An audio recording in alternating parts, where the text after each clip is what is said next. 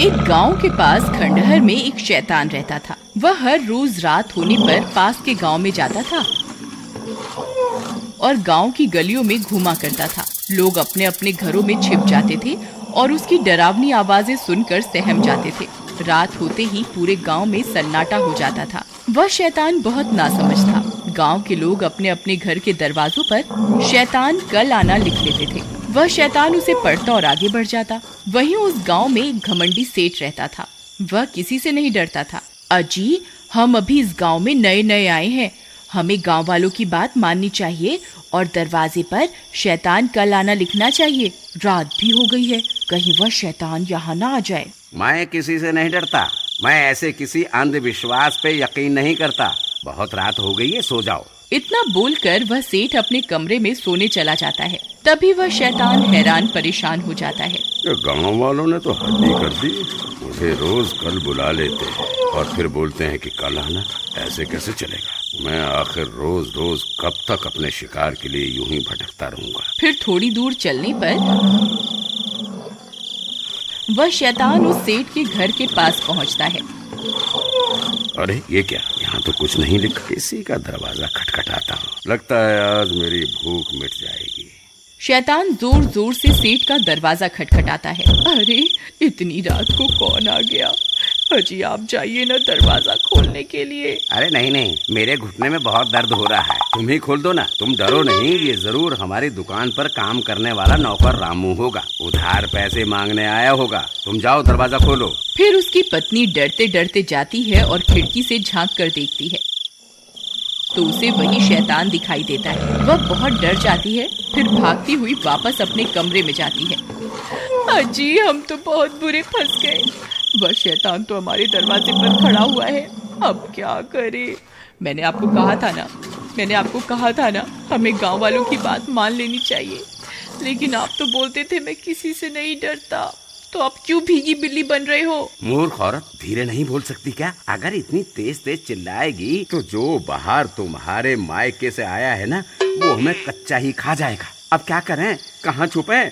वह शैतान उन दोनों की आवाज सुन लेता है और तेज तेज दरवाजे को पीटने लगता है। खोल दरवाजा। मुझे पता है तुम अंदर ही हो। तुम गांव वालों ने मुझे बहुत मूर्ख बना लिया। बस अब और नहीं। मैं बहुत दिनों से भूखा हूँ। आज तो मैं अपना शिकार अपने साथ लेकर ही जाऊंगा। हाँ, अभी के अभी दरवाजा खोल, नहीं तो तोड़ दूंगा। ससुर जी, घर में कोई नहीं है। आप कृपा करके यहाँ से चले जाइए। तेरा नाज मिटे। तुझे क्या हर जगह मेरे पिताजी ही दिखाई देते हैं? मैं अभी दरवाजा खोलने जा रही हूँ। अरे भगवान, मैं तो मजाक कर रहा था। तुम गुस्सा क्यों हो जाती हो? मुझे माफ कर दो। आगे से कभी ससुर जी का मजाक नहीं उड़ाऊंगा। अजी, मैं तो आपको माफ कर दूंगी, लेकिन मुझे नहीं लगता ये शैतान आज हमें माफ करने वाला है। तभी वह शैतान दरवाजा खोल देता है। और तुम्हें मुझसे कोई नहीं बचा सकता। अरे भागो रे, आज तो ये शैतान हमें जिंदा ही खा जाएगा। अरे कोई मुझे बचाओ, बचाओ। वह सेठ और उसकी पत्नी वहाँ से भागने लगते हैं। उनके घर में छोटा सा कुत्ते का बच्चा होता है। इतना शोर शराबा सुनकर वह भी बाहर आ जाता है और उस शैतान को देखकर भौंकने लगता है। तभी सेठ और उसकी पत्नी पीछे के दरवाजे से भाग जाते हैं। अरे बच गए रे, आज तो बाल बाल बच गए। मोती, मैंने उसकी आवाज सुनी थी। वो शायद उसी शैतान के ऊपर भौंक रहा था। वो अभी भी घर के अंदर ही है। मैं वापस अंदर जा रही हूँ अपने मोती को बचाने के लिए। तुम्हारा दिमाग खराब तो नहीं हो गया? तुम्हें क्या लगता है मैं एक कुत्ते को बचाने के लिए घर के अंदर जाऊंगा? नहीं, मूर्ख मत बनो और जल्दी चलो यहाँ से। वो शैतान कभी भी यहाँ आ सकता है। आपको जाना है तो जाइए, मैं वापस अंदर जा रही हूँ अपने मोती को बचाने के लिए। अरे तुम पागल हो गई हो क्या? वापस आ जाओ, बेवकूफी मत करो। लेकिन उसकी पत्नी अपने पति की बात को अनसुना कर देती है और घर के अंदर घुस जाती है। मोती उस शैतान को भौंक रहा होता है। नहीं मोती, पीछे आ जाओ, हमें अभी यहाँ से निकलना है। हे भगवान, अब मैं क्या करूँ? तभी मोती उस शैतान पर हमला करने के लिए आगे बढ़ जाता है। नहीं मोती, ऐसा मत करो, वापस आ जाओ मोती। फिर उसे बचाने के लिए उसकी पत्नी भी शैतान की तरफ दौड़ पड़ती है और अपने कुत्ते को बचाने के चक्कर में उस शैतान के चंगुल में फंस जाती है।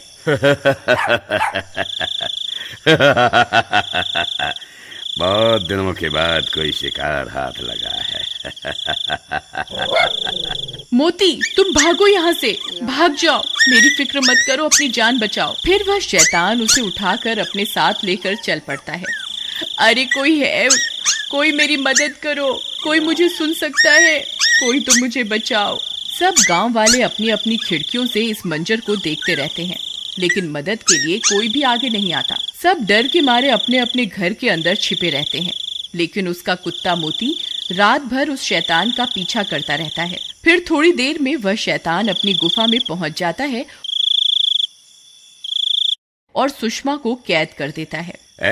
चिल्ला मत, बस थोड़ा सा इंतजार और कर ले। मैं आग जला लूं, फिर तुझे उस आग में पका कर खाऊंगा। तभी उसका कुत्ता मोती भी उस शैतान का पीछा करते करते वहां पहुंच जाता है।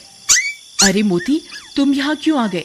तुम यहाँ से चले जाओ, नहीं तो ये तुम्हें भी खा जाएगा। लेकिन मोती वहीं बैठ जाता है और उसके लाख बोलने के बाद भी वहां से नहीं जाता।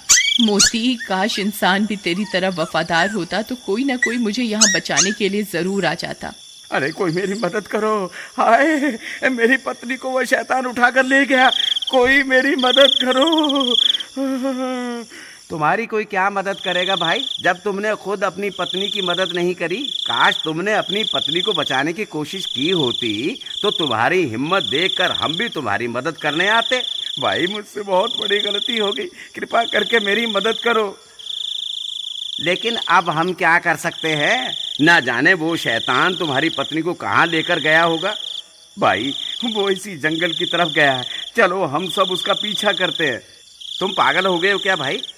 तुम्हें पता भी है ये जंगल कितना बड़ा है, हैं? हम कहीं भी इतने बड़े जंगल में तुम्हारी पत्नी को नहीं ढूंढ पाएंगे और हो सकता है हम खुद भी भटक जाएं। नहीं नहीं भाई नहीं, हम तुम्हारी कोई मदद नहीं कर पाएंगे। ठीक है, गलती मुझसे हुई है तो मैं ही इसको सुधारूंगा। अगर तुम मेरे साथ नहीं चलना चाहते तो मत चलो, मैं अकेला ही अपनी पत्नी को उस शैतान से छुड़वाने जाऊंगा। इतना बोलकर वह सेठ जंगल की ओर चल देता है। मोती, तू यहाँ से चला जा, तू मेरी कोई मदद नहीं कर पाएगा, ये शैतान आता ही होगा। अगर गांव वाले यहाँ होते तो जरूर मेरी जान बच सकती थी। फिर मोती सुषमा की तरफ देखता है और पलटकर वहां से भाग जाता है। सुषमा भी मोती को भागता देख खुश हो जाती है। भाग जा मोती, जल्दी भाग जा, तू यहाँ से कहीं दूर चला जा। शुक्र है भगवान का, अब कम से कम मेरा मोती तो सुरक्षित है। मोती सीधा भागता हुआ अपने घर की तरफ जाता है। अरे ये तो मोती की आवाज है, लगता है मोती आसपास ही है। मोती, कहाँ हो तुम? मोती, मोती, मोती, तुम कहाँ चले गए थे? तभी मोती सेठ की तरफ देखकर जोर जोर से भौंकने लगता है। लगता है ये मुझे कुछ बताना चाहता है। तभी मोती सेठ की लुंगी को खींचने लगता है। अरे ये क्या कर रहा है मोती? लगता है ये मुझे कहीं ले जाना चाहता है। कहीं ये मुझे सुषमा के पास तो नहीं ले जाना चाह रहा। मोती, क्या तुम जानते हो सुषमा कहाँ है? ठीक है मोती, मैं समझ गया तुम क्या बताना चाह रहे हो, लेकिन हम अकेले उस शैतान का सामना नहीं कर पाएंगे। फिर वो दोनों भागकर वापस गांव जाते हैं। अरे भाइयों, जब वो शैतान सुषमा को उठा कर ले जा रहा था तब मोती ने उसका पीछा किया था। अब ये जानता है कि सुषमा कहाँ है। कृपा करके मेरे साथ चलो, हम सब मिलकर सुषमा को बचा सकते हैं। देखो भाई, हम तुम्हारे ऊपर तो विश्वास नहीं कर सकते, लेकिन हमें इस बेजुबान की वफादारी पर पूरा भरोसा है। हम जरूर चलेंगे, चलो अभी चलते हैं। वहीं दूसरी तरफ वह शैतान खंजर लेकर सुषमा की ओर बढ़ रहा होता है। हे ऊपर वाले, अब बस तेरा ही आसरा है, हो सके तो किसी को मेरी मदद के लिए भेज दो। तभी उसे मोती के भौंकने की आवाजें आने लगती हैं। वह शैतान भी हैरान परेशान हो जाता है। अरे मर गए रे, ये इतने सारे लोग कहाँ से आ गए? इनके हाथों में तो मशाल भी है। लगता है मुझे यहाँ से भागना ही होगा। हे ऊपर वाले, तेरा लाख लाख शुक्र है, तूने मेरी सुन ली। तभी सब गांव वाले हाथों में मशाल लेकर वहां पहुंच जाते हैं। वह शैतान इतने सारे लोगों को हाथ में मशाल लिए हुए देखकर डर जाता है। फिर वह शैतान वहां से भाग जाता है और सुषमा भी आजाद हो जाती है। मोती, तुम वापस आ गए मेरी जान बचाने के लिए। अगर तुम्हें कुछ हो जाता तो? सुषमा, मुझे माफ कर दो, मैं तुम्हारी मदद नहीं कर पाया, एक बार फिर इस बेजुबान ने साबित कर दिया कि ये इंसान से भी ज्यादा वफादार है।